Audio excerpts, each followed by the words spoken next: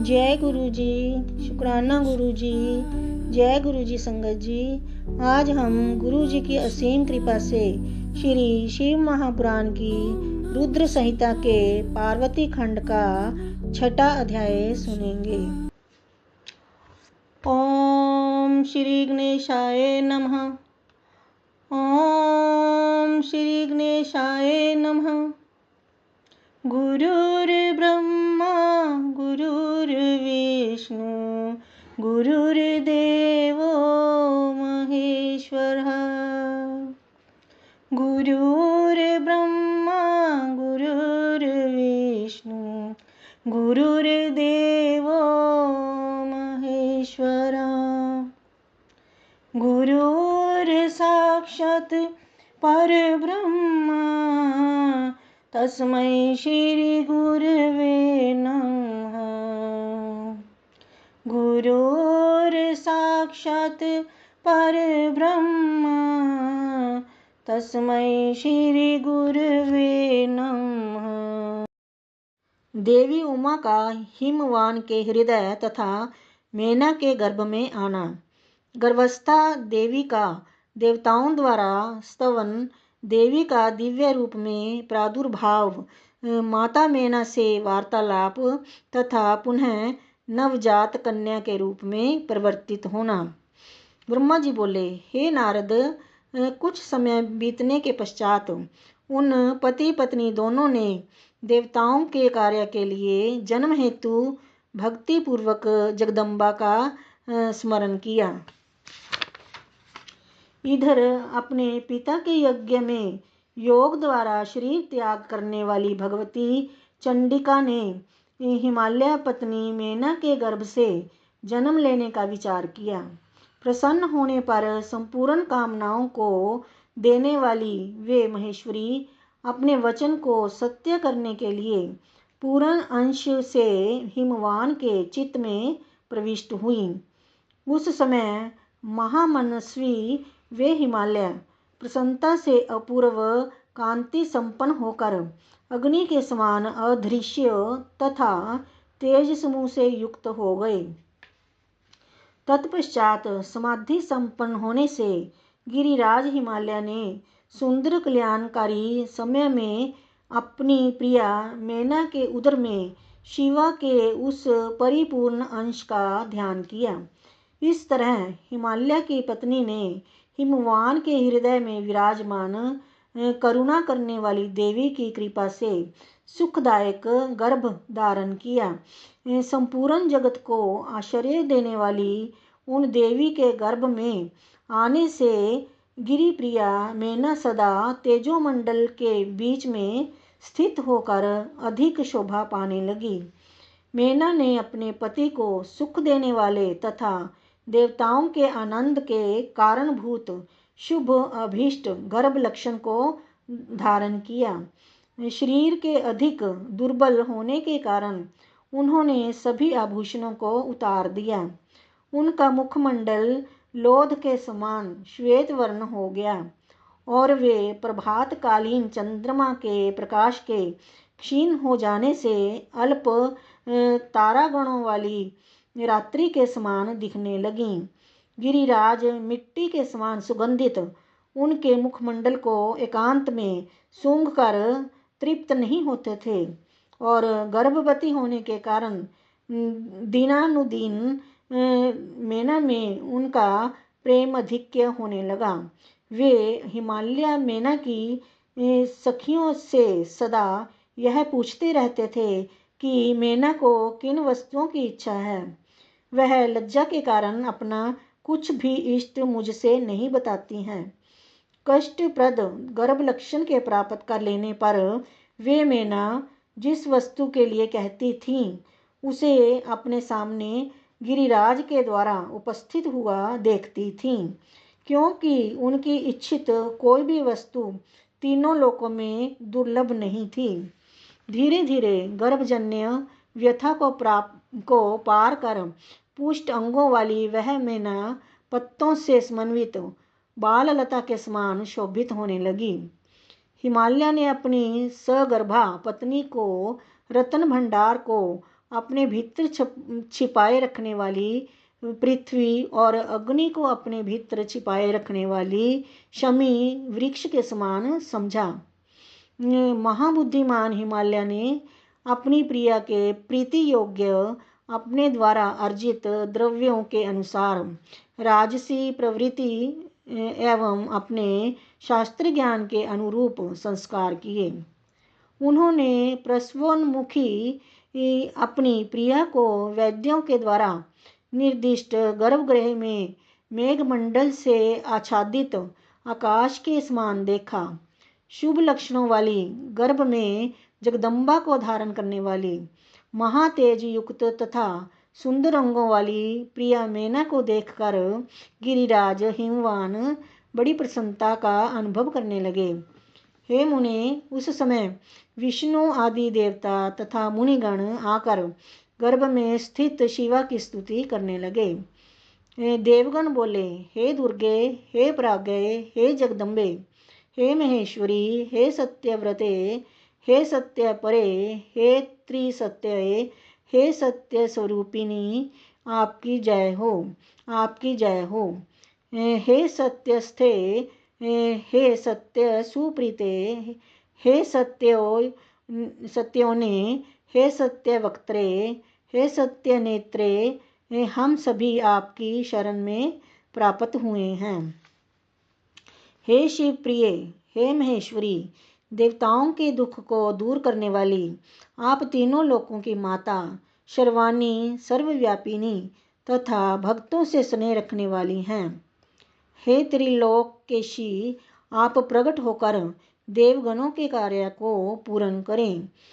हे महेश्वरी, हम सभी देवगण आपकी कृपा से सनाथ हो जाएंगे। इस संसार के सभी सुखी मनुष्य आपके द्वारा ही उत्तम सुख प्राप्त करते हैं।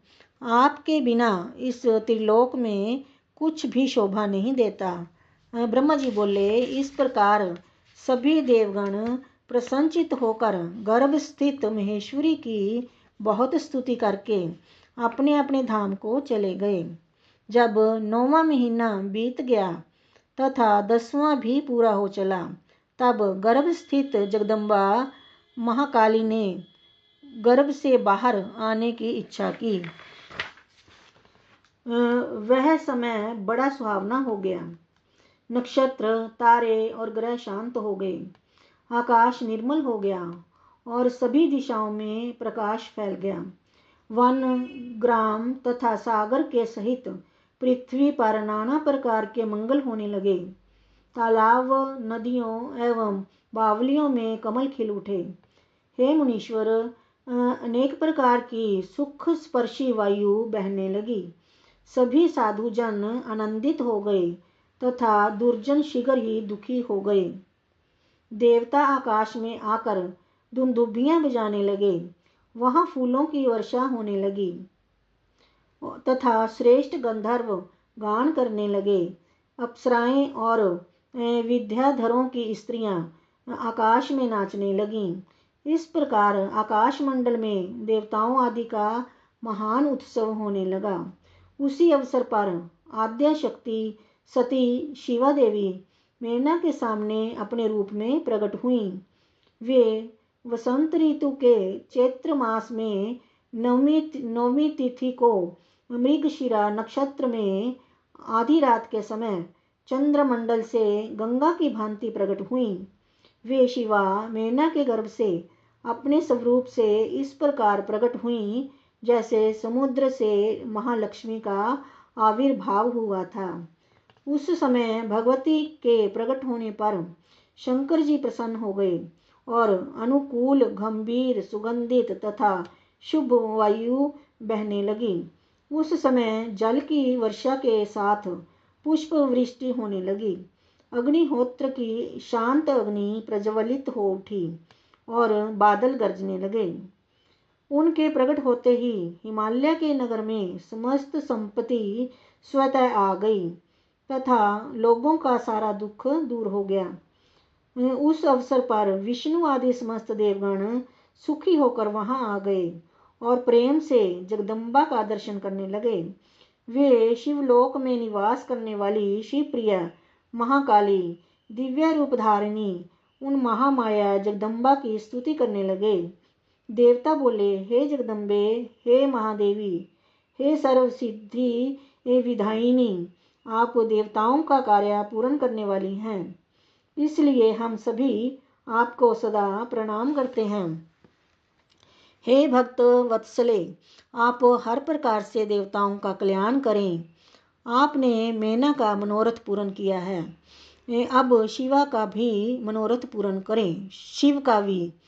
अब शिव का भी मनोरथ पूर्ण करें।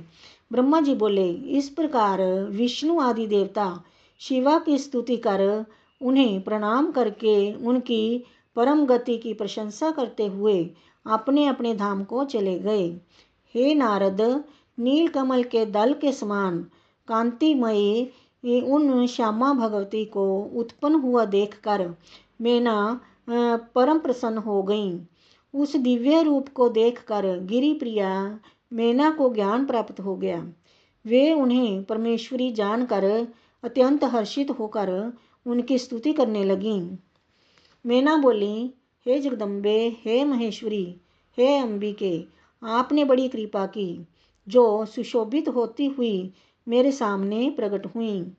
हे शिवे, आप संपूर्ण शक्तियों में आद्य शक्ति तथा तीनों लोकों की जननी हैं। हे देवी, आप भगवान शिव को सदा ही प्रिय हैं तथा संपूर्ण देवताओं से स्तुत प्राशक्ति हैं। हे महेश्वरी, आप कृपा करें और इसी रूप से मेरे ध्यान में स्थित हो जाएं और अब मेरी पुत्री के समान प्रत्यक्ष रूप धारण करें। ब्रह्मा जी बोले, हे नारद, पर्वत पत्नी उन मैना की यह बात सुनकर शिवा देवी अत्यंत प्रसन्न होकर उन गिरि प्रिया से कहने लगीं। देवी बोली, हे मैंने, आपने पहले तत्पर होकर मेरी बड़ी सेवा की थी। उस समय आपकी भक्ति से अत्यंत प्रसन्न होकर वर देने के लिए मैं आपके पास गई थी। वर मांगिए। मेरी इस वाणी को सुनकर आपने वह वर मांगा था। हे महादेवी, आप मेरी पुत्री हो जाएं और देवताओं का हित साधन करें। तब मैं आपको आदरपूर्वक वह वर देकर अपने धाम को चली गई। गिरि कामिनी, अब समय पाकर मैं आपकी पुत्री हुई हूँ। आज मैंने जो दिव्य रूप धारण किया है वह इसलिए कि आपको मेरा स्मरण हो जाए, अन्यथा मनुष्य रूप में प्रकट होने पर मेरे विषय में आप अनजान ही बनी रहती। अब आप दोनों पुत्री भाव से अथवा दिव्य भाव से स्नेह पूर्वक मेरा निरंतर चिंतन करते हुए मेरे परम पद को प्राप्त होगे। मैं पृथ्वी पर अद्भुत लीला करके देवताओं का कार्य सिद्ध करूंगी। भगवान शंभु की पत्नी होंगी और सज्जनों का उद्धार करूंगी। ब्रह्मा जी बोले। ऐसा कहकर अंबिका शिवा मौन हो गईं और उसी क्षण माता के देखते देखते अपनी माया से प्रसन्नतापूर्वक नवजात पुत्री रूप में हो गईं। इस प्रकार श्री शिव महापुराण के अंतर्गत द्वितीय रुद्र संहिता के तृतीय पार्वती खंड में पार्वती के जन्म का वर्णन नामक छठा अध्याय पूर्ण हुआ। जय गुरु जी। ओम नमः शिवाय। शिव जी सदा सहाय। ओम नमः शिवाय। गुरु जी सदा सहाय। जय गुरु जी।